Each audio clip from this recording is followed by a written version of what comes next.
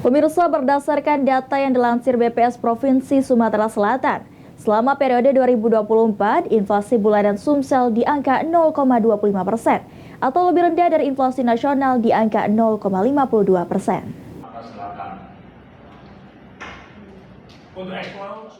Berdasarkan data yang dilansir BPS Provinsi Sumsel, angka inflasi di Sumsel terpantau lebih rendah ketimbang angka inflasi nasional. Kepala BPS Provinsi Sumsel Mowayu Yulianto mengatakan, selama periode Maret 2024, angka inflasi Sumsel berada di 0,25% atau lebih rendah dari inflasi nasional di 0,52%. Pada Maret 2024, beberapa sektor andil dalam inflasi Sumsel, seperti kenaikan harga beras sebesar 0,69%, daging ayam ras 0,44%, dan cabai merah 0,31%.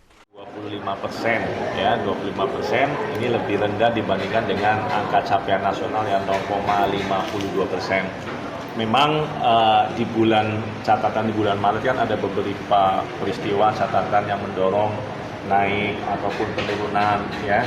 Ramadan tidak bisa kita hindari ya, memang akan ada peningkatan perkembangan harga, kenaikan harga, dan banyak beberapa komoditas yang naik cukup tinggi, yaitu daging ayam ras, telur ayam ras, kemudian bawang merah ya, dan cabai rawit malah turun, cabai merah yang turun, cabai merah.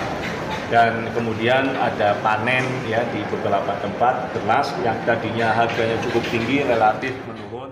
Sementara itu, nilai tukar petani NTP di Sumsel pada Maret 2024 naik 2,97% dibandingkan NTP April 2024 dari 111,88 menjadi 115,20. Kenaikan NTP Maret 2024 dipicu subsektor hortikultura, peternakan, dan perkebunan. Hafidz Zainul, PAL TV.